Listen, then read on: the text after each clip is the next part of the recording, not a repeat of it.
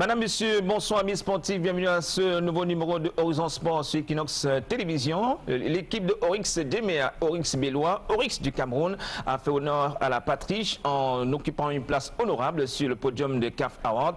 Oryx Déméa qui décroche le trophée de légende du continent, premier vainqueur de la compétition de la Coupe d'Afrique des clubs champions, devenue la Ligue des champions de la CAF. Oryx Déméa, légende de la grande équipe du maréchal Mbappé Lépé qui a été honoré hier par la Confédération africaine de football. Notre compatriote assassiné le 23 août dernier à Tizi Ouzou, Albert Ebossebo Django, a également été honoré de ce côté-là par le prix Fair Play de cette cérémonie des CAF Awards. Focus ce soir sur la Coupe d'Afrique des Nations de football, la 30e édition de cette compétition, de cette épreuve qui démarre samedi prochain au stade de Kwantama à Bata. Les Lions notables du Cameroun, le coach Volker Fink tient déjà sa liste des 23. Le joueur Jacques Zoua, épinglé pour une fraude sur son âge, a été écarté du groupe. Cédric Djogoué, un temps mis à l'écart, a été repêché par le coach Volker Fink pour cette expédition en Guinée équatoriale. La semaine des Lions notables du Cameroun, ce sera dans cette édition de Horizon Sport sur Equinox Télévision. Qu'est-ce que le Camerounais pense de cette épreuve? Est-ce que cette équipe camerounaise pourra décrocher la timbale le 8 février 2015 à Bata en Guinée équatoriale? On donnera également la parole à l'homme de la rue dans la touche de Léo, de l'empereur Léonard le Petit. Madame, Monsieur, soyez les bienvenus. Salut, bonsoir.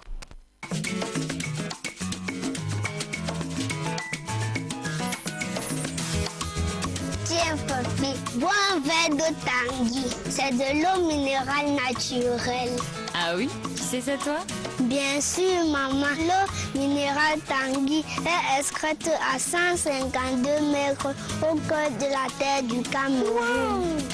Les gouttes de pluie s'infiltrent dans le sol et voyagent ensuite pendant 65 ans en s'enrichissant de plein de petits éléments appelés sels minéraux comme le calcium, le sodium, le potassium, le magnésium et beaucoup d'autres choses excellentes pour votre santé et surtout celle de ma petite sœur.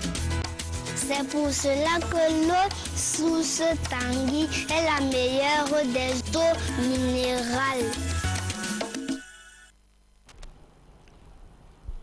Retour sur le plateau d'Horizon Sport sur Equinox Télévision. Nous recevons ce soir une ancienne lionne indomptable de football féminin. C'est l'une des premières joueuses à faire vibrer toutes les jeunes filles qui pensaient à une carrière de football. Elle est sur ce plateau, René Sylvie Kafoui. Bonsoir et bienvenue sur Equinox Télévision. Bonsoir Hervé, bonsoir chers auditeurs et merci. Voilà, nous sommes à la télé, nous sommes avec les téléspectateurs ce soir. Alors René Sylvie, je rappelle que vous êtes ancienne lionne, vous avez joué pour le Canon Sportif Filles, vous avez joué également à Abidjan, en Côte d'Ivoire, en Thaïlande, en Suisse, et aujourd'hui vous êtes entraîneur dans une des équipes en Suisse, Yombins. Comment ça se passe pour une dame qui entraîne les hommes? On sait que ça a été difficile pour Elena Costa par exemple en France. Comment ça se passe pour vous, une Africaine? Ah, c'est toujours difficile, mais on fait avec. Puisque être entraîneur, c'est aussi être éducateur, parent et tout à la fois. Et quand on a la chance de tomber sur des bons éléments, on s'en tire à bon compte. Et des bons éléments qui vous respectent? Oui. Qui respectent et qui obéissent. Oui, là ça va. Merci René Sylvie. Nous recevons également ce soir Alain Mimpo qui est agent de joueur. Certains joueurs ont pu cette fois-ci bénéficier d'une riche carrière professionnelle grâce à toutes ces négociations sur le marché de l'emploi du football. Alain Mimpo, bonsoir Alain. Bonsoir Hervé, bonsoir à tous mes companélistes et bonne et heureuse année à tous les téléspectateurs d'Equinox TV. Merci, cher Alain. Et nos experts sont là, nos spécialistes du vendredi soir sont sur le plateau. Je ne barre pas Vassilius SM Olivier Vassilius. Heureuse année 2015. Bonsoir, messieurs. Heureuse année, Hervé. Bonsoir à tous nos fidèles téléspectateurs. C'est l'occasion pour nous, une fois de plus, de leur souhaiter nos vœux les meilleurs, de joie, de santé, de prospérité, mais également de paix. Et que l'année 2015 soit l'année de la réalisation de la réussite pour tout un chacun dans ses projets. Bonne heureuse année 2015, chers téléspectateurs. Merci Vassilius. Monsieur Kalamouche est là ce soir. Kalamouche. Bonsoir Clément Zeko. Bonsoir Hervé, bonsoir aux companélistes, bonsoir à l'ensemble des téléspectateurs. Je veux personnellement dédier l'émission de ce soir à Noé Djebed Massoussi, avec qui j'ai partagé les derniers 24 heures de sa vie, qui s'en est allé dans la paix du Seigneur pour l'éternité à l'âge de 50 ans, et qui sera porté en terre demain dans la Sanaga maritime. Dans la Sanaga maritime. J'invite les téléspectateurs à avoir une pensée pieuse à la mémoire de ce journaliste qui n'avait pas sa langue dans la poche, comme on dit, et qui amenait les gens à comprendre ce que les autres voulaient cacher, et qui lisait beaucoup à la place des autres. Donc, au moment où la terre de ses ancêtres va se refermer sur lui demain, véritablement que l'ensemble des téléspectateurs manifeste à son endroit tout l'amour qu'on a porté quand on a entendu qu'il est parti pour l'éternité. Bon confort de suivi à tout le monde. Merci Clément Zekou. Nous avons une pensée pour Noé Debet Massoussi et bon courage à toute la famille. Toutes nos condoléances à la famille ainsi éprouvée, celle de Noé Debet Massoussi et à la grande famille du syndicat national des journalistes du Cameroun qui est ainsi durement frappé par ce décès. Retour sur cet événement. L'événement c'était hier à Lagos au Nigeria et une équipe qui a été honorée, c'est Oryx Demea, Oryx Bellois, premier club à décrocher le titre de vainqueur de la Coupe d'Afrique des clubs champions, devenu aujourd'hui la Ligue des champions de la CAF. Hippolyte Sylvestre Zangaou a rencontré l'un des célèbres joueurs de cette équipe, de l'épopée du maréchal Mbappé Lépé. C'est le défenseur Kounz Priso qui fait un témoignage, vivant témoignage de cette belle série, de cette épopée glorieuse de Oryx Bellois. À 74 ans, Priso Kounz n'a plus les jambes de sa jeunesse. Cette jeunesse au beau milieu de laquelle il était l'un des meilleurs joueurs d'Oryx Football Club de Douala. Sa mémoire est pourtant restée fraîche, surtout lorsqu'il s'agit de se souvenir de la toute première finale de la Coupe d'Afrique des clubs champions, remportée par Oryx de Douala devant le stade malien en 1964. On a préparé la Coupe d'Afrique comme tous les matchs. Nous avons d'abord fait un tour éliminatoire avec le Congo-Brazzaville et le Congo-Kinshasa, comme on les appelait. Nous sommes sortis vainqueurs. Il s'est avéré donc qu'on devait aller jouer la phase finale.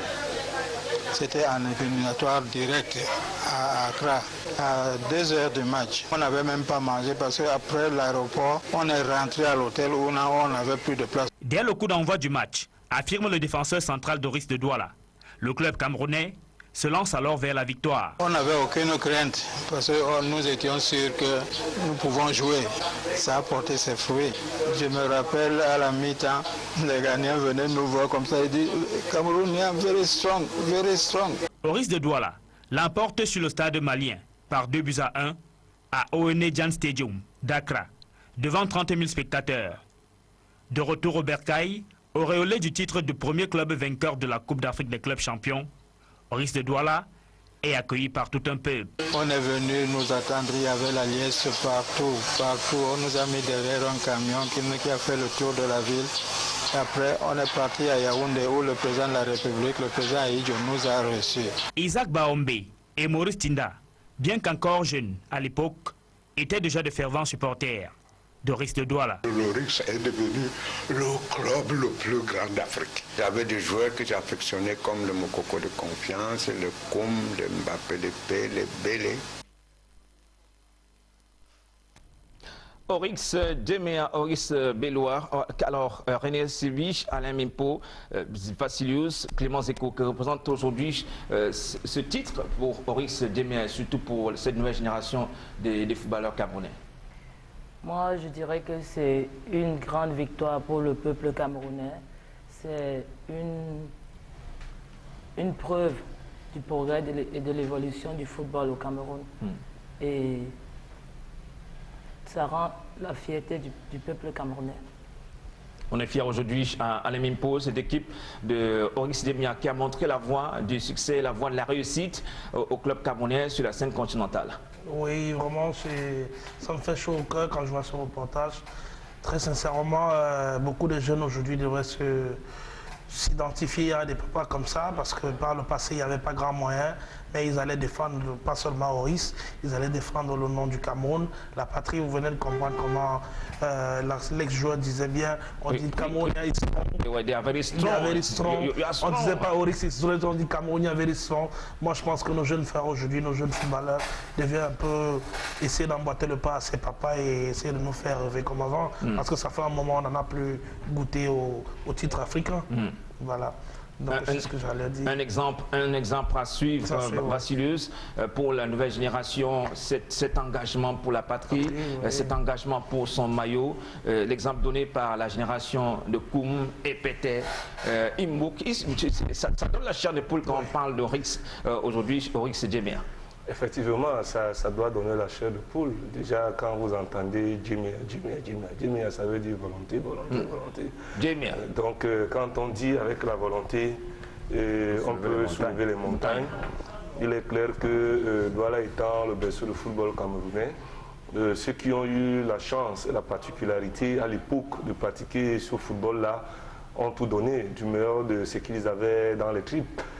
Aujourd'hui, si on peut essayer un tout petit peu de dire simplement à un jeune que le stade Mbappé a abrité les matchs que Loris a joué avec Vasco da Gama au Brésil, le gars tomberait peut-être de nu parce que effectivement on n'est pas souvent trop rentré dans l'histoire pour comprendre, mais certains jeunes ont eu l'occasion de vivre ces acteurs d'hier-là, comme Priso Kouns, qui, n'est-ce pas, en 88 était dans l'encadrement technique de Loris de Douala, au moment où les Kiam nous entraînaient, Léa Yumchal, qui est encore là aujourd'hui, qui a été vice-président de la Ligue, et tout. Donc, c'est une très grande histoire. Quand il la raconte, véritablement, vous avez la chair de poule, parce que déjà, les prouesses qu'ils ont réalisées à cette époque-là, c'était vraiment énorme. Et partir du Cameroun comme ça, aller damer le pion pour la toute première fois que la CAF organise à ce niveau-là, la Coupe des clubs champions. Donc que Loris la remporte, vraiment, c'est quelque chose d'inédit. Et cette récompense aujourd'hui, une fois de plus, restitue Loris dans sa posture. Parce qu'au Cameroun, nous avons cette faculté de ne pas toujours garder notre histoire. Nous avons tendance à la laisser disparaître, alors que véritablement c'est une équipe légendaire de ces années 60 voire jusqu'à 70. C'est une équipe qui a plusieurs fois gagné la Coupe du Cameroun, qui a plusieurs fois gagné le championnat camerounais, qui a donné plusieurs joueurs à l'équipe nationale du Cameroun, dont Maréchal Mbappé et bien d'autres. Donc aujourd'hui, on ne peut être que très fiers. Et vivement, nous voulons dire que la reconnaissance de la CAF aujourd'hui réveille un peu le football au niveau littoral, et que ces clubs d'antan là retrouvent quand même l'élite, parce que ça fait trop longtemps qu'ils coupissent en deuxième division régionale. Oui, et il est question aussi, Clément Zeko, de restituer l'histoire de ce football camerounais, parce que la génération actuelle a comme l'impression qu'il n'y a rien eu, il n'y a pas eu de football, il n'y a pas eu de légendes, il n'y a pas eu de stars avant les stars de cette génération. Oui, vous faites bien de parler d'histoire.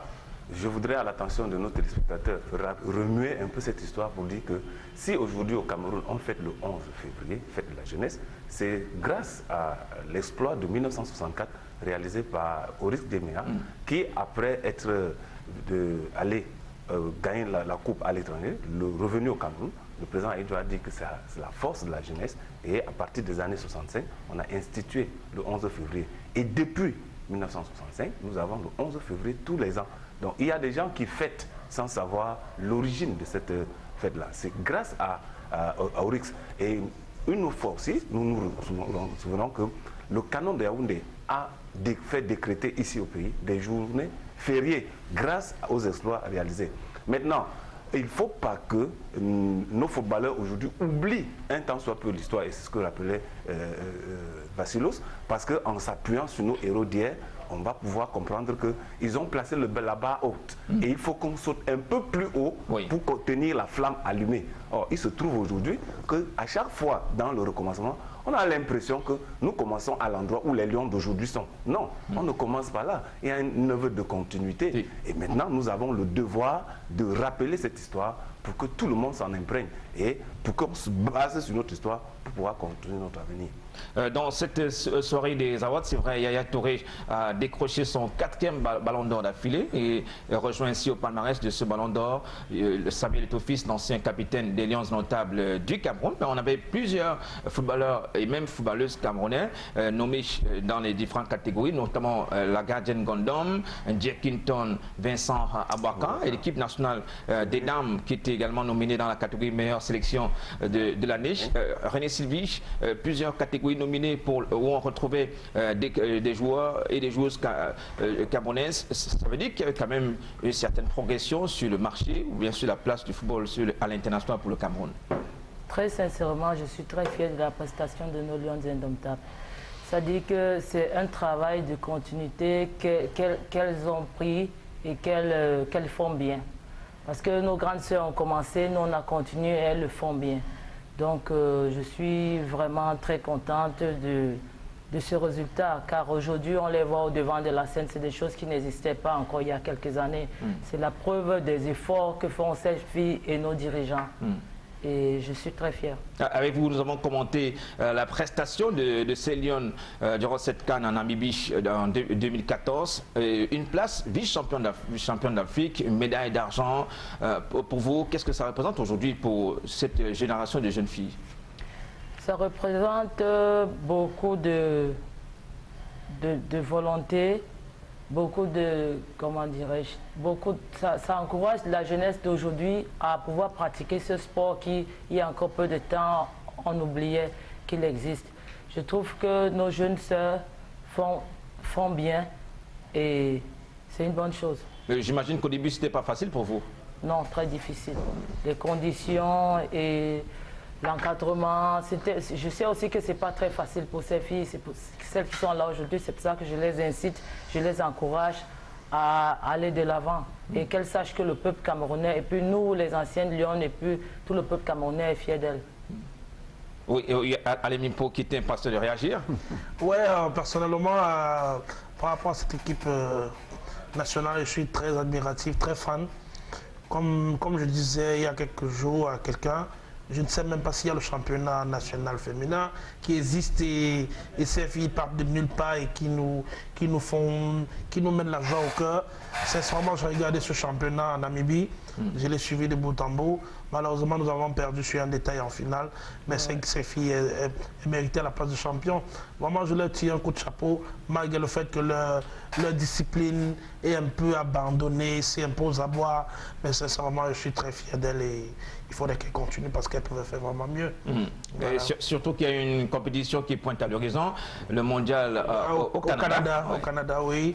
Elles sont heureusement pour nous qualifier déjà.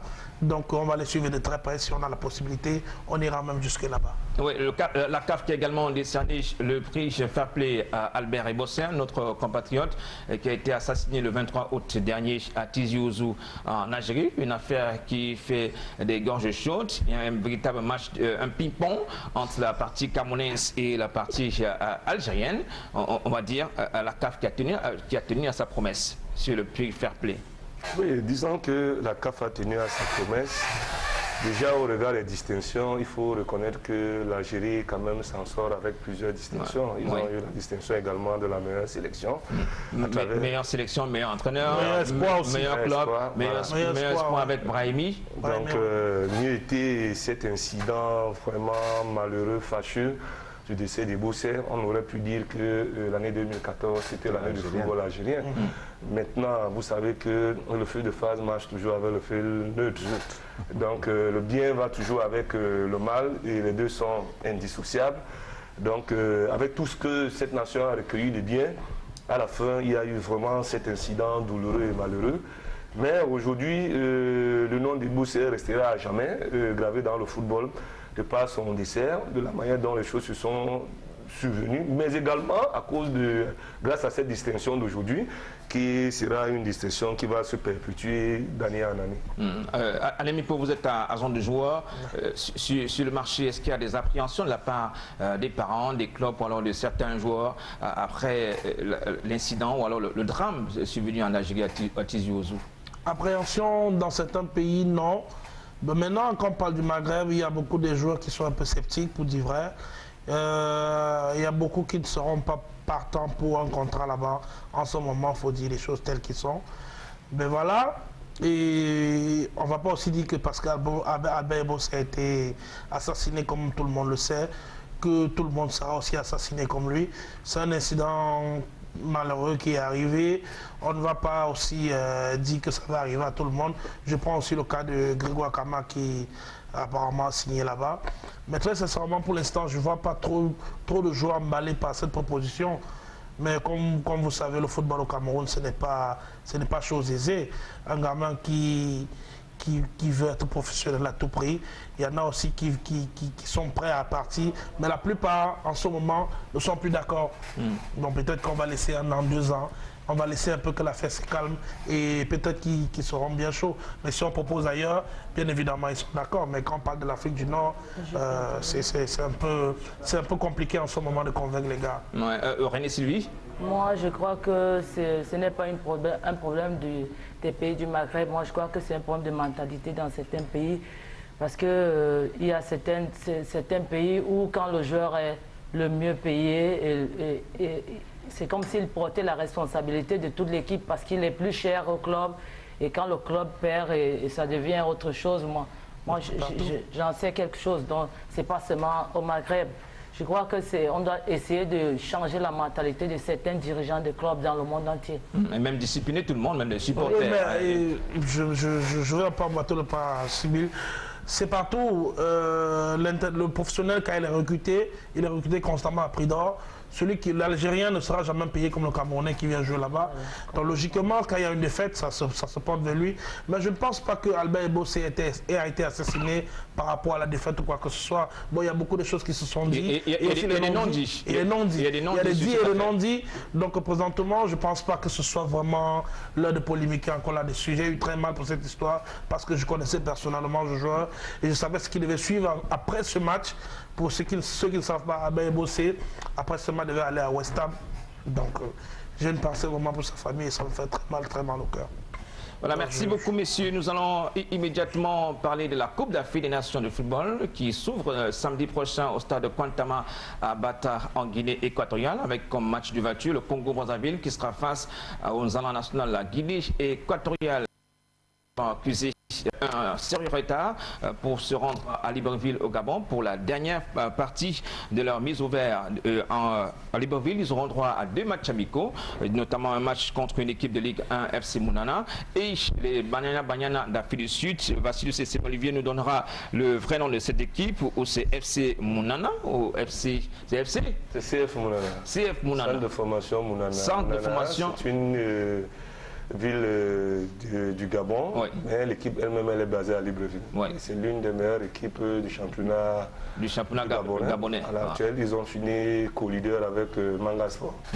On revient sur cette image, la régie s'il vous plaît, les lions, les bagages préparés pour le départ à Libreville, mais il s'est posé un autre problème de primes dans la tanière des lions notables, mais joueurs et dirigeants étaient d'accord sur les primes de qualification, parce qu'on parle désormais de primes de qualification, mais au niveau du décaissement, il y a eu problème. Et ce bicéphalisme qui revient encore en surface, un ministère des Sports, Fédération camerounaise de football, ou du moins Comité de normalisation de l'Africa Foot, qui a présenté cette fois-ci le coordinateur général des sélections nationales qui devrait gérer les différentes primes. Le ministère des Sports a commis un régisseur qui, selon le ministère des Sports, devrait s'occuper de ces primes ou alors de tout le budget alloué pour cette expédition en Guinée équatoriale. Ce qui a véritablement plombé tout le programme de la sélection nationale qui finalement a mis le cap sur Yaoundé. Alors Alain Mimpo, René Sylvie, Vassilius, c'est libre. Et on va dire quoi, une sorte de malédiction dans la délégation camerounaise à la veille des compétitions majeures? Bon, on pourrait dire que nos déboires, on peut appeler ça déboires parce que Chaque fois, ça revient, on a comme l'impression que le message n'est pas passé. On a comme l'impression que dans tout ce qui est planifié, on n'anticipe toujours pas pour éviter certains couacs de dernière minute. Bon, aujourd'hui, je pense que dans la volonté, le nouvel état d'esprit, dans l'élan que les Camerounais ont tous aujourd'hui, de voir la tranquillité régner autour de cette équipe, de voir comment cette équipe peut réussir, on peut quand même être fier que, bon, une fois de plus, malgré que ça a été un incident, ça n'a pas pris plus de jours ou de temps, comme ce fut le cas lors de la préparation de la Coupe du Monde 2014. Tout est finalement rentré dans l'ordre, l'équipe a pu voyager, elle a pris déjà ses quartiers. Nous les souhaitons vivement de se mettre au travail, mais avec la crainte que ces derniers incidents-là, une fois de plus, dans leur développement, ne grossissent et deviennent une fois de plus emballer le mental des joueurs. Parce que à côté de l'histoire des primes, il y a également l'histoire du dossard de Tchédjou, qui, Modicus, voulait récupérer le dossard numéro 14, qui est le sien, parce qu'il est ancien. Par contre, c'est le dossard que porte Mandjek. Donc il faut voir comment l'entraîneur va essayer de résoudre tout cela. Il y a également le cas de la qualification de Jacques Zoua et tout. Donc ça fait 3 problèmes à la fois. Je dis, à la fin, nous souhaitons vraiment beaucoup de courage à notre sélectionneur, qu'afin que tout soit rentré dans l'ordre, qu'il puisse reprendre le bâton du commandement. Surtout qu'il puisse avoir du cran, pour trouver toutes les solutions à ces problèmes. Clément Zeko. Oui, Hervé, moi je voudrais, en emboîtant le pas à Vassilos, rappeler que malheureusement le Cameroun, on est un peuple euphorique. On est un peuple euphorique, pourquoi? Parce que nous nous restons toujours au premier degré à chaque fois qu'il y a une situation. Il se trouve qu'il y a l'arrêté numéro 261 de 2000 qui fait le règlement intérieur des équipes nationales et qui définit les droits et les devoirs. À l'intérieur, on définit bien les primes et c'est bien stipulé les différentes primes. Mais maintenant, il se trouvait que l'autre jour, à la sortie du décret du président de la République et plus tard, la conférence de Folkefinker qui a redéfini des primes à sa manière et on a versé dans cette nouvelle manière sans toiletter les textes qui avaient déjà au préalable défini un certain nombre de choses par rapport à la nomenclature des primes. Et ça fait qu'aujourd'hui, il y a un clair-obscur qui s'installe dans l'esprit de tout le monde, au point où nous nous sommes rendus à ce qu'on vient de relever là. Donc il faut, pour que ces choses-là n'arrivent plus, qu'à chaque fois, avant d'annoncer définitivement quelque chose, qu'on ait déjà élagué toutes les mauvaises branches et savoir que la route est définitivement tracée. Parce que si c'est le sélectionneur d'annoncer les primes, après lui, un autre viendra dire autrement. Et puis, on va continuer à tourner en rond. Pourtant, on a des textes. Je parle bien du texte 261 de 2000 qui définit exactement qu'est-ce qu'il faut faire et comment il faut. Mais maintenant, même si on ne met pas les proportions, les montants dans ces primes-là, mais du moins, prime de qualification, prime de participation, prime de ceci, prime de match gagné, prime de match nul, c'est bien stipulé et c'est bien défini. Donc, à la fin, qu'est-ce que je veux dire? Je veux dire que si on retombe dans les problèmes de primes aujourd'hui, alors que le président de la République a pris des textes dernièrement, a défini clairement qui fait quoi, comment ça devrait se faire. On est vraiment embêté que sur le plan pratique, une équipe qui a déjà un chronogramme, et nous savons qu'au haut niveau, le chronogramme est extrêmement pointu et si vous loupez une seconde, vous allez louper la même seconde à l'arrivée. On est étonné que après avoir pris ces ensembles de textes, qu'on se retrouve à tourner en rond. Non, véritablement, il faut qu'autour de l'on, qu'on travaille, que chacun fasse exactement ce pourquoi il est là. Sinon, on va toujours à chaque fois dire que les primes, on ne paye pas, on va payer plutôt ceci, on va payer plutôt cela, et après à la fin, à quoi ça va ressembler? On va dire que le Cameroun c'est toujours ça, le Cameroun non, le Cameroun ce n'est pas toujours ça. Le Cameroun doit pouvoir prendre un chemin et marcher sur ce chemin droit. On a les qualités pour marcher sur le chemin, droitement sur le chemin. Qu'est-ce qui nous embête? Tout le monde se détourne un peu de la réalité à Alain Mimpo. Personne ne veut jouer clairement sa partition. On installe un véritable flou artistique pour des fins inavouées. Et ça dessert la sélection nationale. Oui, malheureusement, ça c'est du Cameroun tout fait, tout craché sur du Cameroun. On va pas le dire assez. Mais voilà, je pense que dans ce cas de figure, ce n'est pas les primes qu'il fallait définir. Les primes avaient déjà été définies, les primes de qualification pour chaque match. Donc maintenant, il fallait passer à la phase de paiement. Voilà, il fallait mettre cet argent disponible pour les gamins avant qu'ils aillent à Libreville, ce qui était prévu. Mais il n'en a pas été question. C'est pour ça que les gamins ont réclamé. Ils n'ont pas réclamé une éventuelle prime de participation comme il avait été le cas en 2014 avec avant le Brésil. Avant le Brésil. Ils ont réclamé la prime des matchs qualificatifs qu'ils ont déjà joués au préalable. Donc en réalité, cet argent devait être disponible pour les garçons. Vous voyez qu'on retombe tous les jours la même chose. On a beau crier à la télé, à la télévision, ou dans les radios, sur Internet. Finalement, c'est le Cameroun, c'est du Cameroun tout fait. Non, il faut qu'on se débarrasse de cette coquille. Voilà. Il faut autant des Joseph Antoine Bell, ça a été pareil. Autant des Eto'o, pareil. Dieugoué, leur période, c'est la même chose. Finalement, il faudrait qu'on voie, il faudrait qu'on bouge des choses. Soit c'est le comité de normalisation.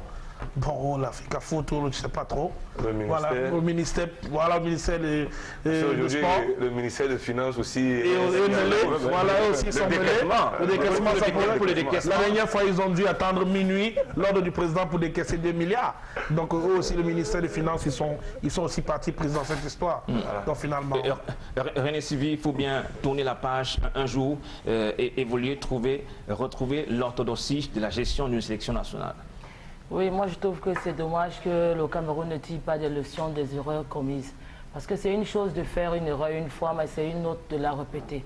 Actuellement, nos Lions n'ont pas besoin de discuter les primes. Moi je crois qu'il y a beaucoup d'autres choses à faire que de s'attarder sur les problèmes de primes. Ils ne devaient plus avoir ce genre de problèmes-là. Je crois que les dirigeants devaient déjà avoir fait ce qu'il fallait faire. C'est ce qui nous est arrivé moi je crois que c'est ce qui nous est arrivé en Coupe du Monde au Brésil. Pendant que les Lions devaient regarder qu'est-ce qui ne va pas au sein de l'équipe, ils étaient plutôt en train de réclamer leur prime. Pourquoi? Dans d'autres pays, ils seraient déjà en train de se préparer, chercher qu'est-ce qui ne va pas pour que l'équipe puisse gagner des matchs. C'est un problème qui devait être résolu depuis. Moi, ça me fait mal parce que le joueur a besoin de tout son moral pour être sur le terrain et défendre les couleurs de son pays. S'il faut qu'il pense à sa famille, qu'il doit envoyer l'argent pendant qu'il doit jouer au football, c'est dommage. Et à la dernière minute, quand on débloque l'argent, le moral est déjà bas, il faut recommencer à zéro, reformer le moral. Ce n'est pas un robot, c'est un être humain. Moi, je trouve que c'est des problèmes qui ne devaient plus exister. Quand on dit à un joueur, tu as 5 millions, donnez-lui ces 5 millions, il a toute sa tête, toute sa force, tout son corps pour défendre les couleurs de son pays. J'espère que le message est passé et que chacun devrait jouer son rôle et rester uniquement dans son couloir pour permettre au Cameroun d'être une sélection professionnelle. Parce que pour avancer dans le football aujourd'hui, il faut être véritablement professionnel. L'amateurisme conduit à l'échec dans le football professionnel. Comment a été la semaine des Lions notables du Cameroun? Nous allons suivre toute cette semaine comment ces Lions sont arrivés dans la capitale politique du Cameroun. Marcelin Gansop était là. Et bien sûr, le coach Volker Finke l'a dit, messieurs, il faut rester professionnel. Je ne dis rien tant que nous ne sommes pas face à vous à la conférence de presse. Marcelin Gansop. Jusqu'en début d'après-midi, moins de 5 joueurs avaient rejoint la tanière du Mont-Fébé. Parmi eux, Jérôme Guillota et Henri Bédimo, respectivement de Valenciennes et l'Olympique lyonnais en France. Et puis les 2 joueurs locaux convoqués par Volker Finke, Cédric Dieugoué de Coton Sport de Garoua et Pierre-Sylvain Abogo, le gardien de Tonnerre de Yaoundé. Des joueurs qui entrent en stage avec un moral au beau fixe. Bon, je suis là depuis hier. Mon état d'esprit, je suis tranquille. J'attends juste le début des entraînements. Ouais. Là, je peux dire que je suis concentré. Pour le moment, c'est une bonne préparation. J'ai entamé les matchs amicaux qui arrivent. Le moral est haut. Et on attend tout à l'heure, on va nous donner le programme dans le moral est haut. Vous êtes conscient que c'est une grosse aventure qui commence, on va jusqu'à la CAN? Ouais, nous sommes conscients que l'aventure est vraiment très longue et difficile. Ça va être difficile, mais on va faire tout pour pouvoir. Vous êtes conscient que vous faites partie des premiers à arriver dans la tanière? Oui, nous venons d'apprendre et c'est une bonne chose. Parce qu'il faut monter le bon élan qu'on nous apprend au Cameroun. C'est-à-dire? Être toujours discipliné et donner le meilleur de ça. Et on va tout faire pour tenir et espérons que ça va bien se passer. Le cas Stéphane Bia, blessé samedi dernier en club, préoccupe également ses coéquipiers. J'ai pas pu voir le match.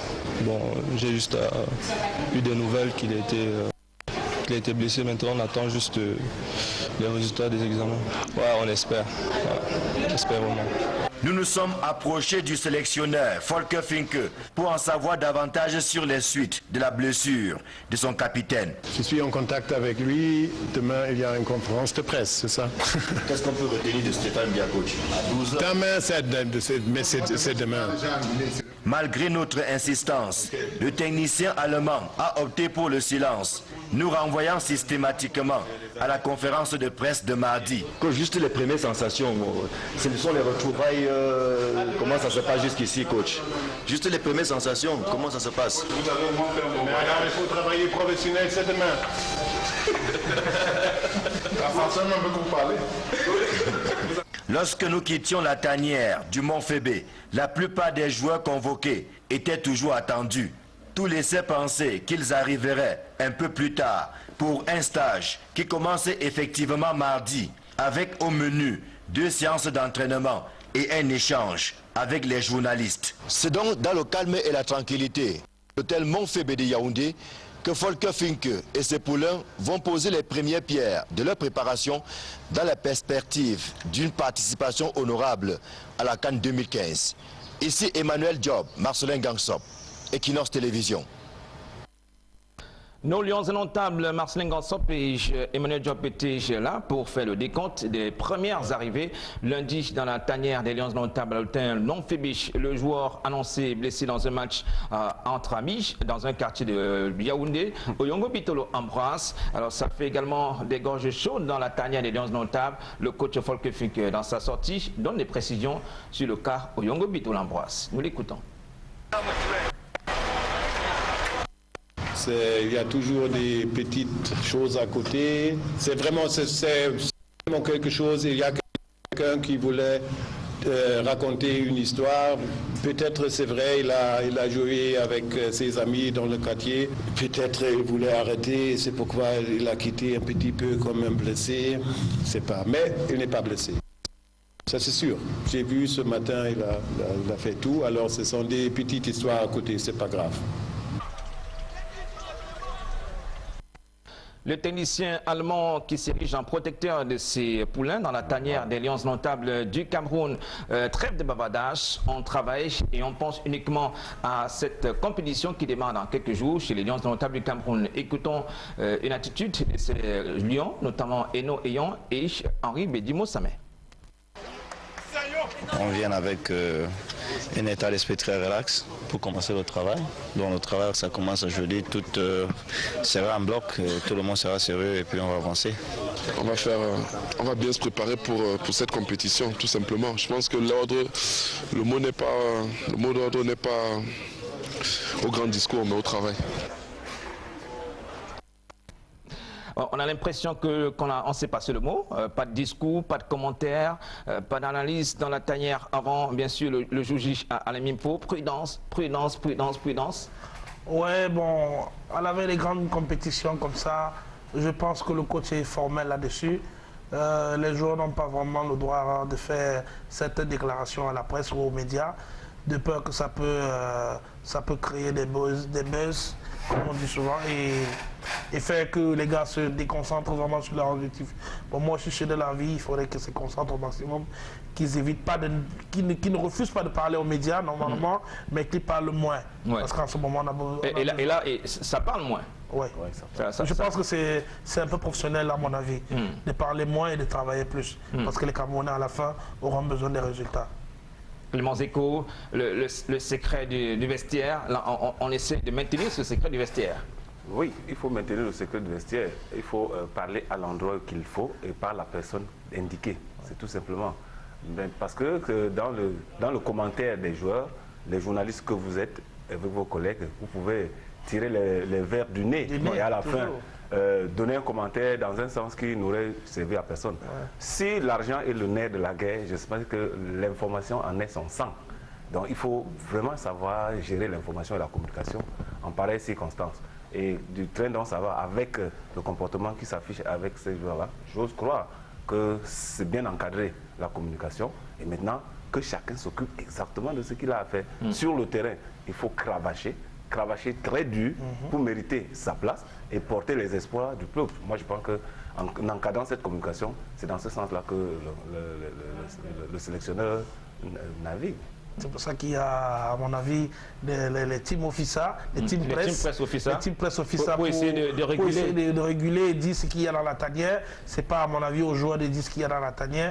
Et il y a des conférences de presse qui sont organisées à cet effet et où vous, journalistes, vous avez le droit de poser toutes questions voulu au sélectionneur, au team press officer, voire même au capitaine ou au joueur qui sera sélectionné pour venir faire face aux médias. Nous sommes toujours dans la semaine des Lions notables à Yaoundé. Comment les Lions se sont comportés la veille du match amical contre les Léopards de la RDC? Un autre Lion notable, Yannick Mazoua, était dans la cuvette de Fandena pour cette séance d'entraînement. Des 24 présélectionnés par Volker Finke, 8 joueurs n'ont toujours pas rejoint la tanière. D'abord, le capitaine Stéphane Bia. Blessé le week-end dernier en club, le sociétaire du FC Séville fera bel et bien partie de l'expédition équato-guinéenne, a confirmé l'entraîneur des Lions indomptables. C'est pas très grave, mais c'est quelque chose. Ça veut dire, avec expérience dans le football, ça fait vraiment entre 9 et 14 jours, mais il va venir. L'absence des 7 autres joueurs, à savoir Roland Diasembe, Aurélien Tchédjou, Raoul Cédric Loué, Georges Mandjek, Patrick Ekeng, Léonard Kweke et Jacques Zoua, se justifie par la libération tardive des clubs et les retards des vols, laisse entendre le team coach des Lions indomptables. Il y avait 2 qui ont joué encore le lundi soir avec les clubs. Il y avait un avion qui est raté et là-bas c'est grave un petit peu, c'est pas bon mais c'est comme ça. Et il y avait des problèmes avec les joueurs qui jouent en Turquie. La liste des 23 joueurs sélectionnés pour la Coupe d'Afrique des Nations Guinée équatoriale 2015 sera publiée le mercredi 7 janvier. Mais à titre de réserve, tous les 24 présélectionnés participeront au stage de Libreville. Le 24e joueur, il va rester avec nous parce que s'il y a un forfait, c'est lui qui va remplacer les joueurs qui va se peut-être blesser pendant le stage à Libreville. Les 16 joueurs présents dans la tanière ont effectué leurs 2 premières séances d'entraînement ce mardi 6 janvier 2015 au stade Omnisport de Yaoundé. Un match amical contre la République démocratique du Congo est prévu le mercredi 7 janvier 2015 en Fandena. Merci le Lion Yannick Mazoua. Place à la journée du mercredi et ce match amical contre les Léopards de la RDC qui s'est soldé par un score nul, un but partout et un but de Franck Etundich, le petit frère du capitaine des Lions notables Stéphane Etundich. On va dire errement, petit relâchement des Lions notables dans les ultimes minutes de ce match amical et les Léopards ont égalisé. Marcelin Gansop, le véritable Lion, était là pour suivre ce match amical. Lions indomptables du Cameroun, Léopard la RDC. Le maigre public qui a effectué le déplacement du stade Omnisport a dû attendre 35 minutes pour voir enfin les filets bouger à l'avantage des Lions indomptables du Cameroun. Pour sa première titularisation, c'est Franck Etundi qui a libéré le 12e joueur en concluant une lumineuse passe de Eno Eyon.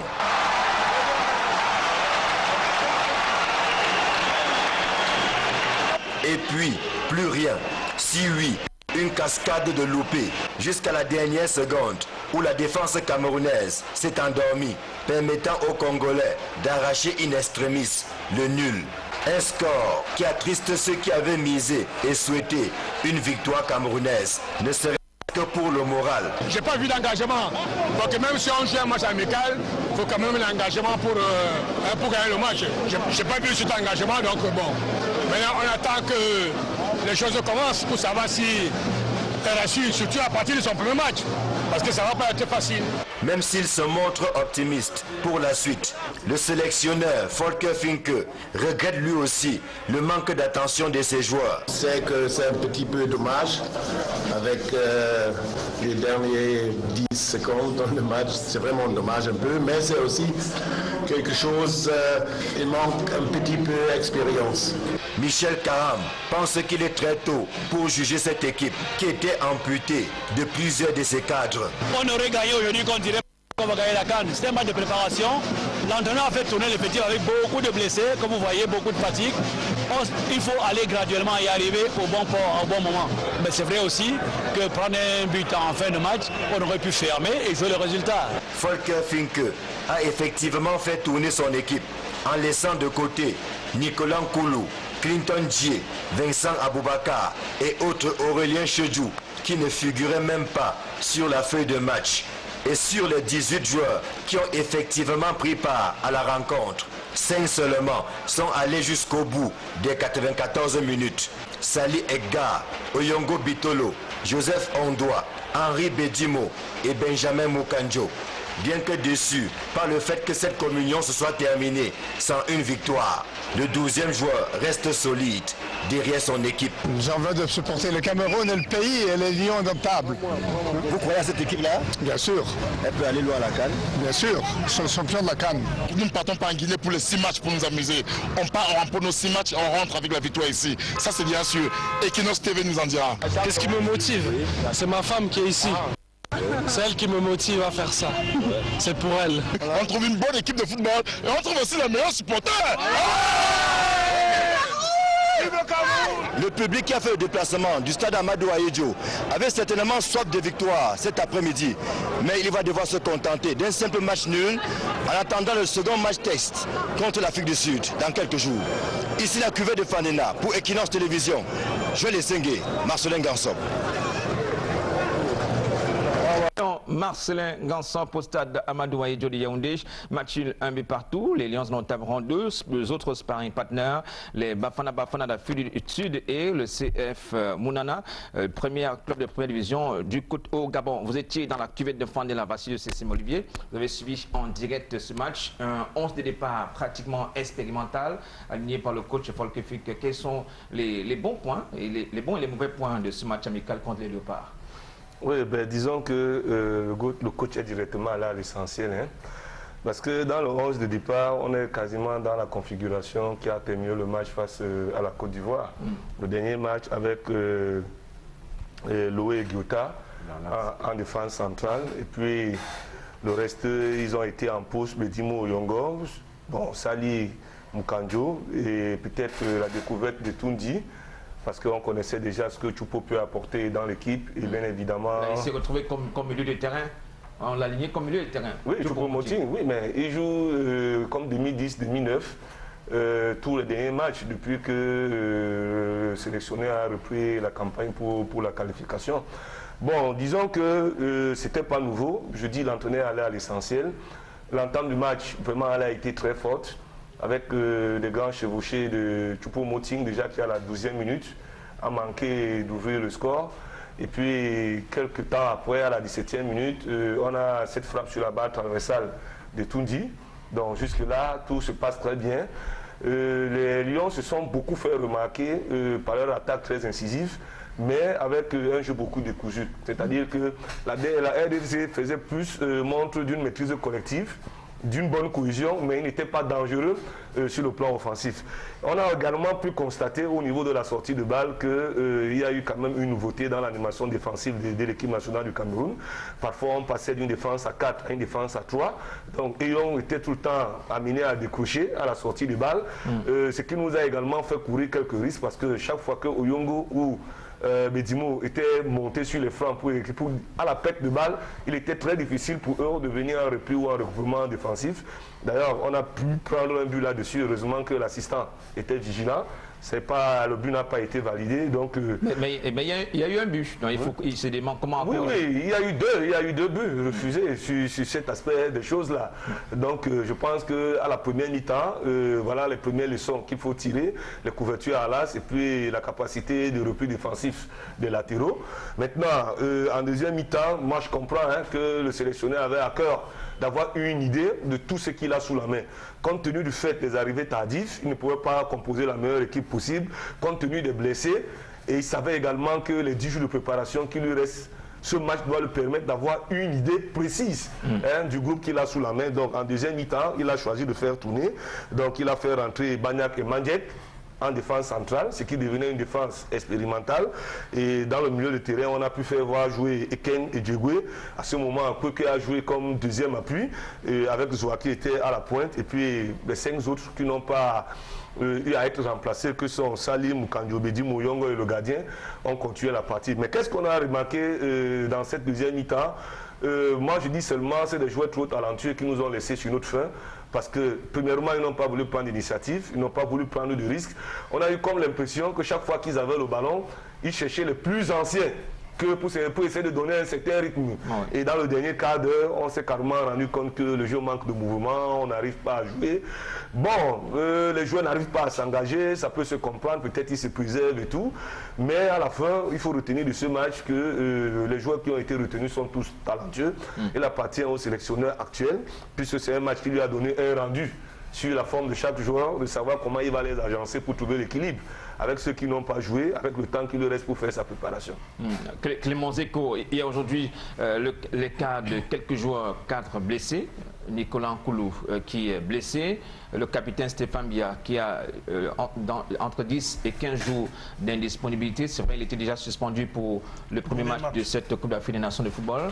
On va dire un véritable casse-tête pour l'entraîneur sélectionneur Volker Finke. Non, moi je ne pense pas casse-tête. Il est simplement vrai que dans notre esprit, nous n'avons pas la culture du changement pour s'adapter aux situations. Pourtant, nous avons des éléments. Quand nous regardons le match Côte d'Ivoire-Cameroun en Côte d'Ivoire, la dernière partie du match où Guiota et Loé se retrouvent à jouer dans la défense centrale parce que Nkoulou est sorti un peu plus tôt et que Mandjek et que Bia a été remplacé.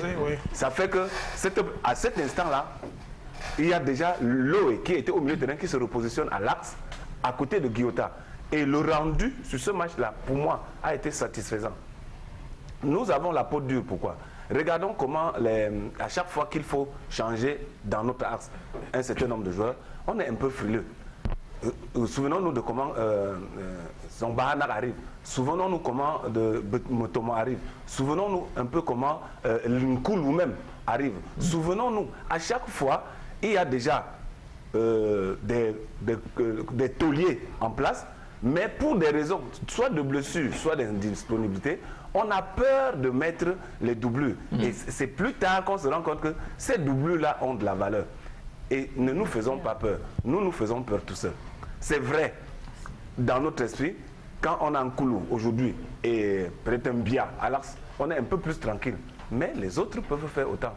Leur faire confiance leur donnerait à donner la réponse juste. Donc, à mon niveau, je dis toujours, la nature ne tolère rien. L'homme avec ses émotions tolère certaines choses. Si vous êtes blessé, vous ne pouvez pas jouer. Maintenant, quand celui qui est en santé peut jouer, il doit jouer. Donc, faire peur.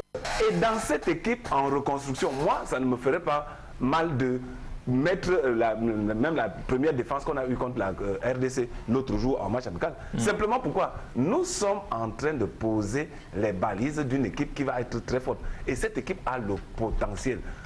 Rodons-la, donnons-lui des automatismes et ces automatismes vont nous payer plus tard. Mais maintenant, si nous voulons le résultat immédiat, là, on va s'empêcher de faire un certain nombre de réglages. Pour aller à une compétition, on a des certitudes, on a des inquiétudes.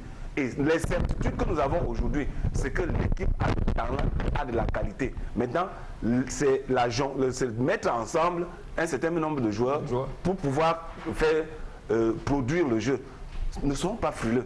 Ne soyons pas frileux. C'est le bon moment maintenant. Parce que plus tard, le contexte va nous obliger à aller autrement. Je pense en 2017, je pense en 2019.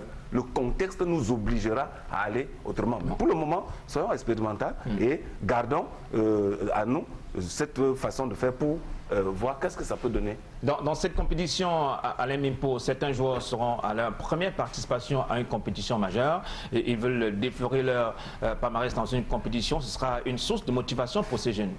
Une très grande source de motivation, comme disait le copanéliste tout à l'heure. On a vraiment cette crainte-là au niveau de beaucoup de postes en équipe nationale. Il va toujours falloir que l'un se blesse pour qu'on essaie l'autre.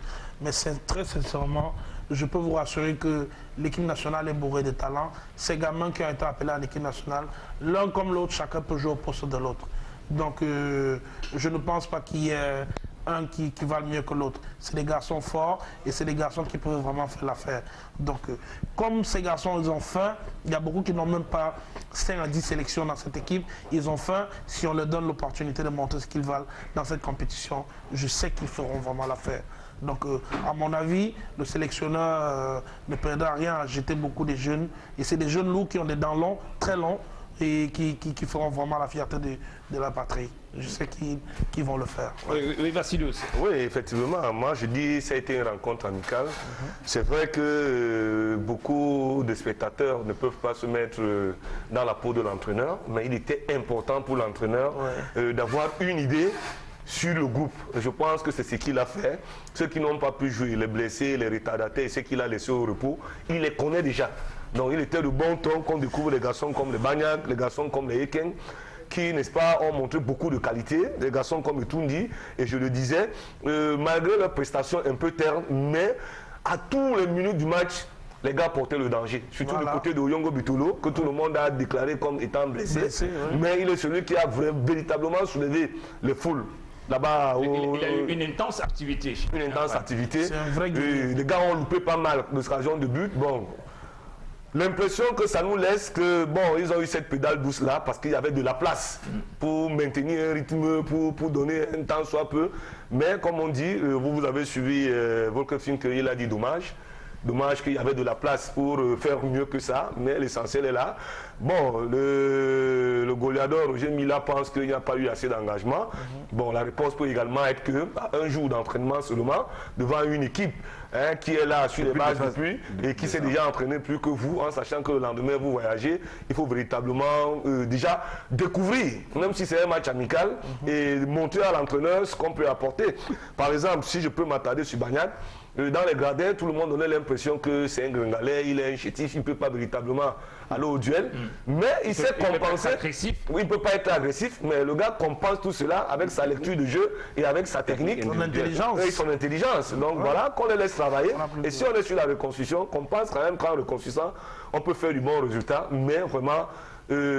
Personnellement, je sais que c'est une équipe qui fait un bon parcours.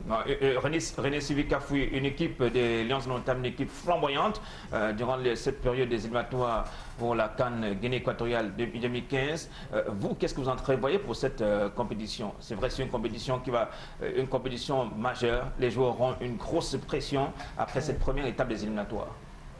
Oui, moi je trouve qu'on a beaucoup de talent au sein de notre équipe. J'ai vu cette équipe jouer. C'est vrai que les derniers matchs, je n'ai pas eu à regarder à cause de mes différents déplacements. Mais le dernier match que j'ai eu à regarder des Lions il y a environ 3 semaines, je crois, j'ai eu une très bonne impression de nos Lions. Parce que je trouve de très bons talents. Mais on a encore 2-3 petits trucs à revoir selon ma façon de voir. Je crois qu'en défense, on n'a pas assez de communication entre nos joueurs. Je trouve que nos joueurs doivent se parler. Ils doivent se parler. S'ils se parlent, ils pourront se relayer. Et je veux dire, comme on dit en termes sportifs, se couvrir au lieu de tous aller et se faire prendre comme ça. Si on continue comme ça, on va se faire prendre des buts. Alors qu'ils se parlent en défense et puis en attaque, qu'ils soient concrets. Parce que j'ai vu des actions que je n'avais plus vu ces derniers temps avec nos jeunes lions. Des reprises de volée instantanées, ça c'est beau à voir. On voit des gestes de folie. Oui, mais il faut qu'ils cadrent les ballons. C'est bien beau de tirer. Je vois ces lions entrer dans des défenses adverses avec une vélocité, une vivacité, une rage, une fin de victoire. Ça, c'est une très bonne chose pour nos lions. Maintenant, il faut cadrer les ballons. Parce que si les lions cadrent 5 balles, peut-être une ira dans la transversale, 2, le gardien peut prendre 2 iront dedans. C'est ce que moi, je demanderais à nos lions. Et au milieu, ça va encore. Mais je trouve qu'en ensemble, c'est bon, il faut qu'ils s'engagent. Pour beaucoup d'engagement. Beaucoup d'engagement, beaucoup de communication, sur le terrain surtout. Et je crois que ça ira. Oui, je voulais... le manque d'engagement, lu dans le comportement des lions, s'explique très clairement. Il y en a qui ont arrêté l'activité au moins 7 ou 8 jours avant cela, parce que souvenons-nous qu'il y avait la période des fêtes. Voire 10 jours. Voire 10 jours, il y avait la période des fêtes. Même pour certains. Beaucoup plus même pour les amateurs, les gars qui sont... Les gars du Bécan n'ont pas joué pratiquement ils ont un grand temps d'arrêt et immédiatement il faut se replonger dans la préparation de la compétition et avec les appréhensions de la situation parce que les joueurs, ils sont appelés 24, personne n'est sûr qu'il va aller. Sans oublier, exactement. Personne n'est sûr, même s'il n'y a qu'un qui sera recalé dans une action. Ça peut être tout le monde. Oui, dans une action en t'engageant, tu peux te faire mal et puis patatras, ça s'arrête. Donc, ce manque d'engagement, au premier match d'évaluation pour moi, c'est pas quelque chose qui me turlupine. C'est progressivement, après ce match, après celui qu'on va jouer, ça va monter en puissance et après on va voir que c'est une équipe qui est bonne. Dans ma tête, je vous en prie, dans ma tête, on peut même considérer que l'équipe qui a joué contre la RDC, c'est l'équipe C qui... On va passer à la B, après on va passer à la A. Non, je ne suis pas d'accord, l'équipe nationale n'a pas d'équipe B. Non, je dis... Bon, alors René Sylvie n'est pas d'accord, oui. Non, je trouve qu'un joueur doit s'engager tous les jours, même à l'entraînement. Il doit être à 100%. Que ce soit l'engagement, c'est quelque chose de chaque séance d'entraînement, de chaque match. Un joueur doit toujours aller à 100%. Là, il n'aura pas besoin de... Jouer sans réserve. Oui, mais si vous ne pouvez pas aller à 100%, si vous n'avez pas les ressources, vous n'allez pas à 100%. Mais les ressources sont où? Ils l'ont laissé dans les congés 10 jours d'arrêt. Non, à cause des fêtes, les fêtes n'empêchent pas un joueur d'aller s'entraîner.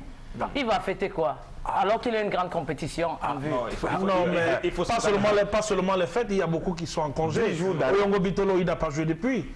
Ils ont arrêté, la MLS est arrêtée.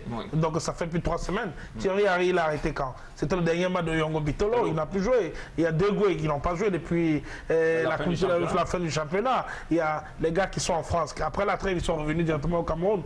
Donc presque la moitié de l'équipe n'a presque pas joué depuis une saison. Et le haut niveau, ça se paye cash. Un gars ne va pas s'entraîner 24 sur 24. Toi, tu fais 3 semaines, 1 mois sans t'entraîner, tu espères avoir le même niveau que lui. C'est pratiquement impossible. C'est pour ça qu'il faut s'engager à chaque séance d'entraînement, chaque match. Engagement, encore et toujours l'engagement. Voilà, merci René Sylvie et Alain.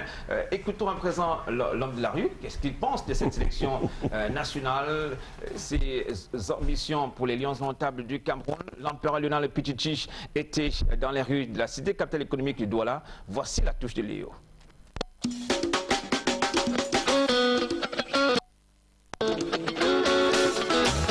Mesdames et messieurs, bonjour. Nous sommes à Ange Raphaël avec les amis pour parler des Lions indomptables qui, mercredi, pour moi, on disputait un match contre la sélection congolaise. Est-ce qu'au regard de cette rencontre, les Lions peuvent remporter la CAN, des amis? Ils remportent la CAN? Ils vont commencer comment? Ils vont remporter la CAN. Bon, je pense pas. On ne peut pas remporter la CAN. On a vu le match, il n'y a pas de niveau. Il n'y a pas de niveau, on a vu le match. Le Congo. Non, écoutez, les noms ne défendent pas. On peut rajeunir une équipe à 90%. C'est possible. Il faut au moins 7 anciens joueurs. Et si on appelle les anciens, ils ne peuvent pas venir. On a besoin d'aller dans l'équipe nationale. Sinon, on a besoin de ça. Il faut aller ensemble. Rajeunir l'équipe à 90%. Il faut aller ensemble au milieu de terrain. Vous voulez gérer. Dans les jours, il faut les anciens. Les anciens doivent revenir. revenir à l'équipe nationale du Cameroun. Il ne peut plus. Non, il doit se lever. Il est baba. Il est sauvage, il a commis un mauvais acte. Lui, à la Coupe du Monde, il a demandé pardon, non? Il avait demandé pardon. Il avait plus le pardon. Les principes de l'Union, ça va pour moi. On a fait gagner les jeunes. On a fait les jeunes gagner dans l'équipe nationale. Allez, on a oublié les dos. On les oublie tous. Maintenant, Alexandre a dit qu'il ne joue plus. Donc l'équipe de Cameroun est finie alors. C'est qui? D'après moi, oui. À West Ham, Alexandre est capitaine.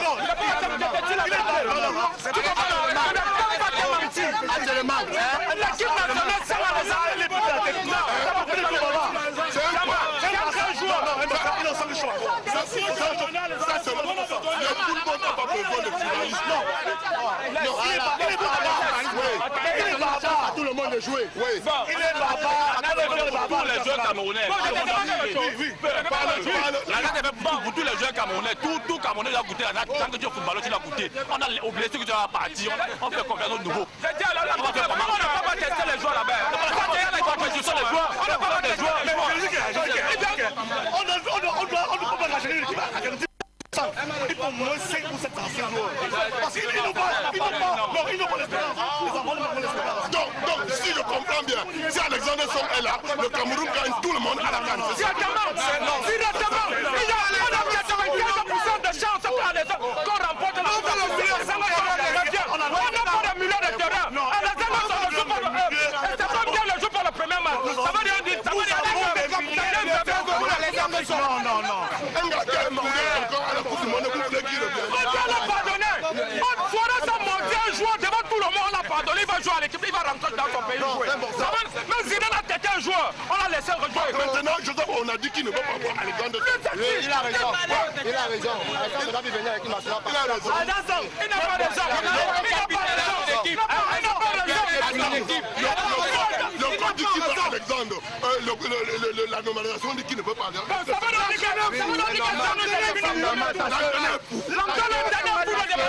Parce que c'est normal, parce que il a été suspendu pour cet acte.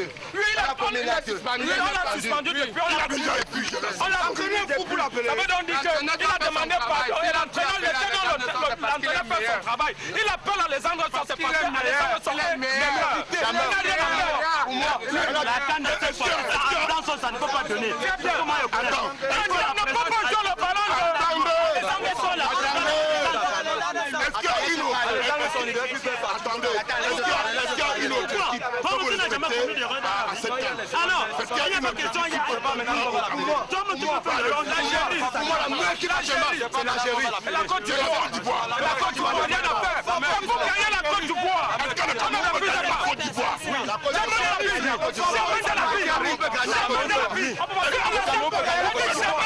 Cameroun peut gagner la Côte d'Ivoire. Le Cameroun peut gagner la Côte d'Ivoire.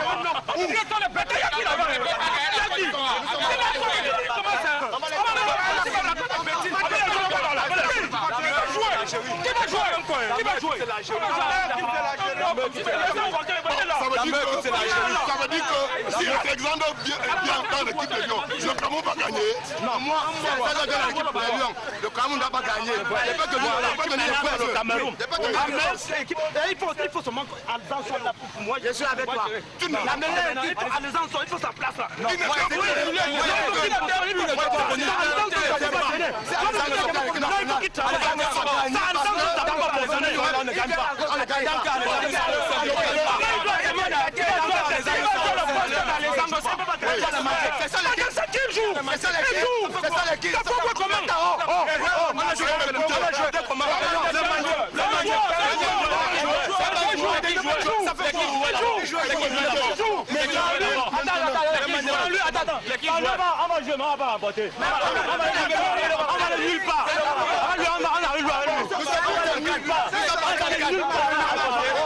Je voudrais que maintenant, nous fassions un cri de cœur pour accompagner l'équipe nationale du Cameroun.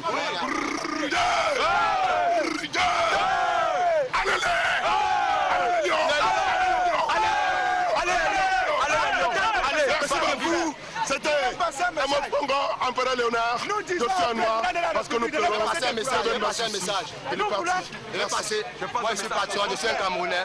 Mon souhait, c'est que la côte le Cameroun aille à l'avant et qu'il sorte soit en demi-finale, soit en finale. C'était très chaud au Carrefour Ange Raphaël et ses supporters qui ont transmis le fighting spirit à la sélection de Folkefic avant le kick-off de cette 30e édition de la Coupe d'Afrique des Nations de football.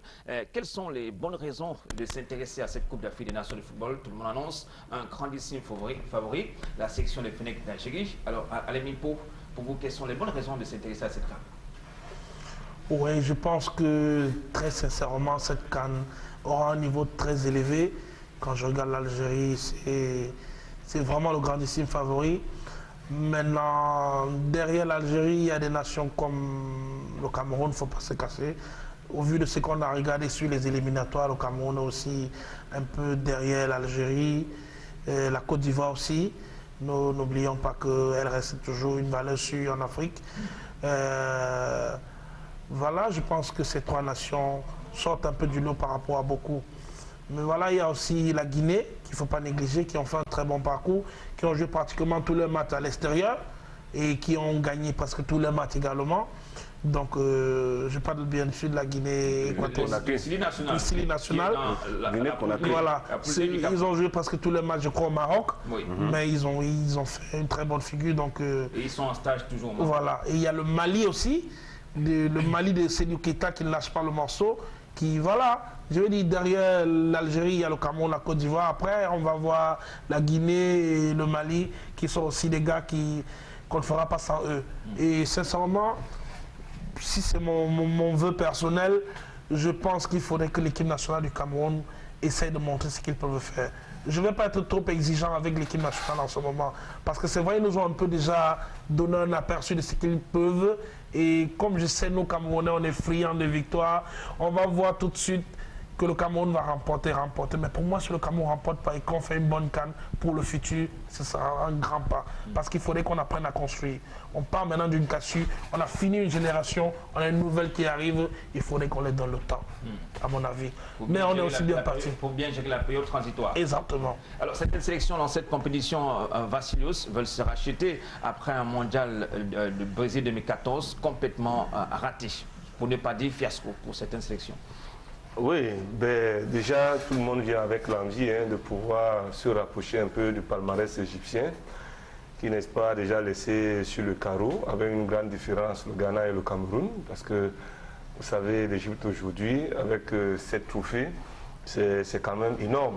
Donc à côté, s'il y a des équipes qui voudront déjà se rattraper au niveau du palmarès, on peut dire que le Cameroun, même si nous sommes en reconstruction, si jamais on se rendrait compte qu'il y a de la place pour faire le résultat, je pense qu'on va le faire. Donc il y a le Ghana qui est là à côté aussi, qui, n'est-ce pas, revient de sa Coupe du Monde et qui pense que malgré le fait qu'elle soit dans le même groupe avec l'Algérie, l'Afrique du Sud qui a fait un brillant parcours lors des qualifications, ce sera vraiment difficile avec le Sénégal d'Alain Giresse. Donc il est clair là que c'est de bonnes raisons de penser que toutes ces équipes-là, citées comme elles sont là, ont un mot à dire. Mais ce sera véritablement très difficile pour les mondialistes parce que lorsqu'on regarde les confrontations après les qualifications, on sait que le groupe C jouera avec le groupe D et on se rend compte que dans le groupe C, on a le Ghana, l'Algérie, l'Afrique du Sud et le Sénégal. Dans le groupe D, on a la Côte d'Ivoire, le Mali, le Cameroun, la Guinée-Conakry. La Guinée-Conakry. Donc c'est pas facile, ça ne sera pas facile du tout. C'est vrai, tout le monde peut dire que l'Algérie favorite, elle a la meilleure équipe en ce moment. Florent Ibenge le disait aussi à la sortie du match. Tout le monde a beau dire que le Cameroun est en reconstruction, mais lui également voit le Cameroun favori de cette Coupe d'Afrique des Nations. Maintenant, dans les autres groupes, il y a des outsiders. Il y a la Zambie qui connaît bien la compétition. Il y a la Tunisie qui veut revenir. Et il y a le Gabon qui est sur une bonne parcours depuis un bon temps avec le Burkina Faso. Donc on dit simplement que c'est une course. Le Burkina qui est quand même vice-champion d'Afrique en titre et qui a le meilleur buteur des éliminatoires, Jonathan Peter. Donc voilà, c'est ouvert. S'il a parlé du Mali, qui est 2012 3e, 2013 3e, peut-être cette année sera l'année de la consécration. À ce moment, le Cameroun et la Côte d'Ivoire seront en difficulté dans son groupe. Donc moi je dis vivement que la CAN commence. On a de très bonnes raisons, comme le disait Alain Limpo, de regarder cette CAN, voir quelles sont les équipes qui ont fait du progrès.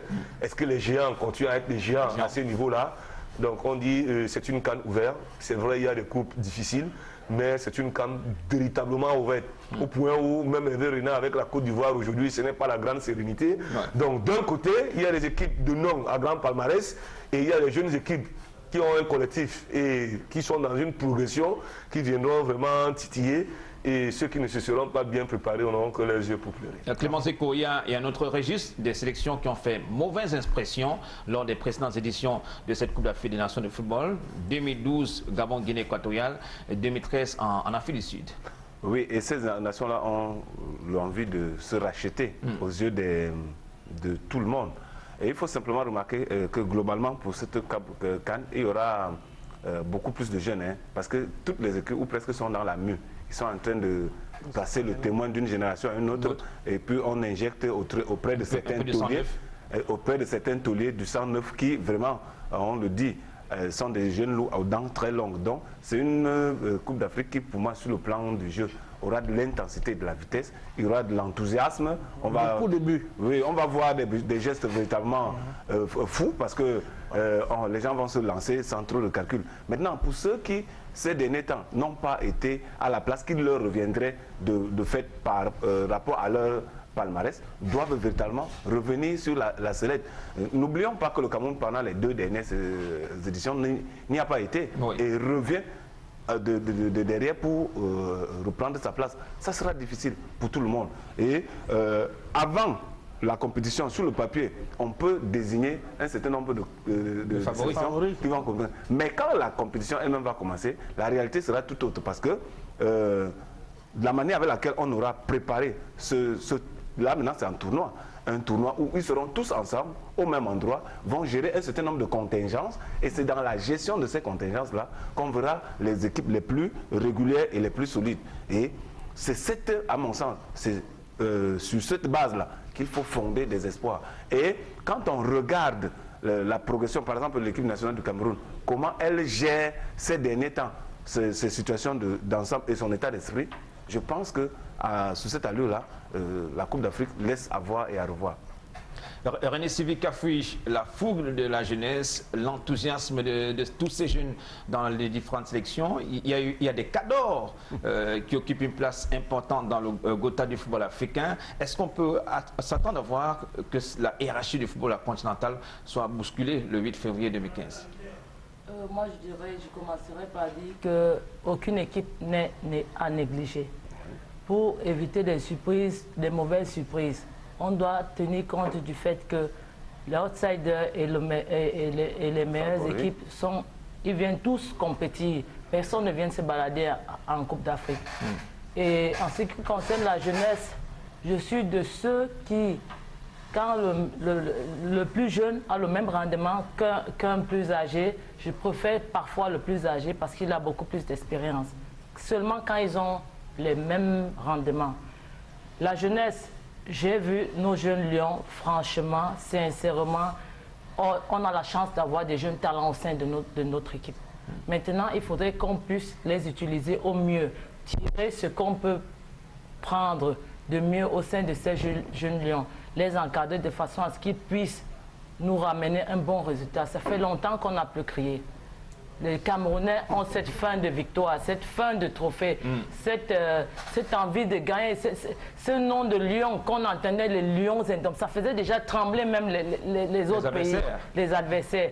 Quand on dit les lions, ça dit, même quand ils viennent, l'adversaire a déjà peur. J'aimerais vraiment que nos jeunes lions ramènent cette peur-là, ce nom de lion-là. Donc je crois qu'ils sont bien partis pour. Maintenant, on leur fait confiance, on espère qu'on les regarde et puis on espère qu'ils vont nous donner ce qu'on attend. Mais on espère vraiment que ces lions notables, la génération Stéphane Biaïtoundi va faire vibrer le peuple camerounais au soir du 8 février 2015. Mais le premier match sera face aux Aigles du Mali le 20 janvier au nouveau stade de Malabo. La deuxième sortie contre le Silich national de la Guinée-Conakry et le troisième dernier match du premier tour face aux éléphants de Côte d'Ivoire.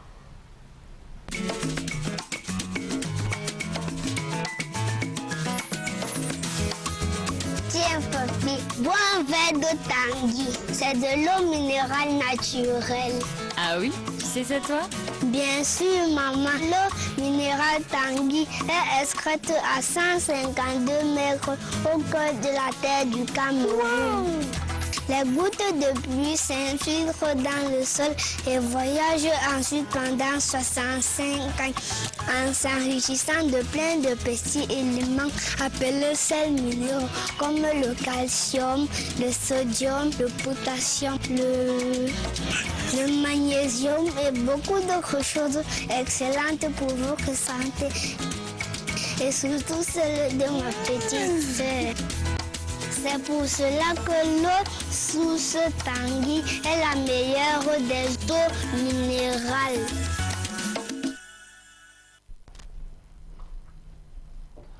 Retour sur le plateau de Horizon Sport sur Equinox Télévision. Nous avons une lionne notable du football féminin sur ce plateau. La première génération qui a décroché une médaille pour le Cameroun dans ce football féminin qui nous fait vibrer aussi aujourd'hui. Il y a un titre de vice-champion d'Afrique pour nos lionnes. Médaille d'argent au récent championnat d'Afrique. C'était en Namibie. René Sylvie Kafouich. Alors, il y a eu le canon sportif de Yaoundé avec un président mythique qui est aujourd'hui décédé. On rend hommage à ce président. Un monsieur qui s'est investi dans ce football féminin dans ce pays. Vous avez fait un tour en Thaïlande, à Abidjan, en Côte d'Ivoire. Aujourd'hui, dans la formation, l'entraînement des jeunes en Suisse, vous êtes vraiment engagé. Parce que vous aimez véritablement l'engagement. Oui, je suis vraiment engagé parce que le football, c'est quelque chose que j'ai aimé depuis plus jeune. Et j'ai vu en ça une porte qui pouvait me permettre de pouvoir m'épanouir et de réaliser mes rêves. Et j'ai suivi mon instinct. Vous êtes là en image, balle au pied. Allez-y, allez-y. J'ai suivi mon instinct, je me suis dit qu'il fallait y aller. Et au moment où j'ai constaté que le temps passait, il fallait toujours rester dans le football d'une façon ou d'une autre. Alors j'ai préféré aller dans l'encadrement pour inculquer aux jeunes footballeurs du monde entier, et pas seulement du Cameroun, les valeurs du football, l'expérience que j'ai eue pour leur apprendre, les former comme j'ai été formé aussi ici dans ma terre natale au Cameroun par une légende, celui-même grâce à qui le football féminin a été créé au Cameroun. C'est grâce à M. Atana Louis de Gonzague, père à son âme, il est décédé je crois en 2002. Et le football féminin lui doit beaucoup. Aujourd'hui, moi, je lui dois, moi personnellement... Le grand président du canon sportif. Je lui dois beaucoup et je le remercie pour tout ce qu'il a fait pour moi parce que c'est grâce au football que je suis devenu ce que je suis aujourd'hui. Je ne suis pas milliardaire, mais je n'ai pas faim, c'est grâce au football. Vous vivez de votre métier qui est le football? Je vis surtout de mon métier qui est infirmière. Je suis infirmière aussi de métier en Suisse. Et je vis des deux. Je vis beaucoup plus par amour pour le football et financièrement beaucoup plus par mon travail que j'effectue dans un hôpital en Suisse. Alors, au début, comment vous avez pu convaincre vos parents parce qu'à l'époque, ça devait être très difficile pour les parents de laisser les jeunes filles aller jouer des matchs de football réservés uniquement aux garçons, surtout à cette époque. Vous étiez parmi les pionnières, voilà les médailles décrochées au Nigeria. Comment vous avez pu convaincre vos parents? Je n'avais que ma maman parce que mon papa était déjà décédé, j'avais l'âge de 7 ans, je n'avais que ma maman qui se battait pour nous. Évidemment, elle était tellement inquiète, elle ne voulait pas que je bouge, mais j'ai dû insister et réussir à la convaincre en lui disant que je comptais sur le football. Elle m'a dit qu'elle ne croyait pas que c'est quelque chose sur lequel on devait compter, mais tellement j'aimais j'aimais ce sport et j'avais beaucoup d'amour. J'étais convaincue que vous étiez une passionnée. J'excellais, oui. Et puis je savais que j'excellais dans ce domaine parce que vous savez, c'est pas évident d'arriver dans un pays comme la Côte d'Ivoire et se faire entretenir par des dirigeants ou en Thaïlande. Il faut exceller. Vous n'allez pas arriver dans un pays où les joueurs ont le même niveau que vous. On s'occupe de ça, c'est pas possible parce que vous avez besoin d'être logé, payé, nourri et tout, alors que ceux qui sont là n'ont pas besoin, ils sont chez leurs parents. Alors pour ça, il faut être nettement au-dessus de tous ceux qui sont là. Comme ça, le club comprend qu'ils ont besoin de vous pour avoir des victoires. Et il faut prouver, convaincre, et c'est ce que je faisais. C'était ma destinée, c'était mon travail, c'était ma passion, c'était ma vie, c'était moi. Alors, donc, aujourd'hui, vous pouvez conseiller certains jeunes de se lancer dans cette carrière de footballeuse, même si ce n'est pas toujours facile, aisé, sur le territoire camerounais de pratiquer ce football féminin.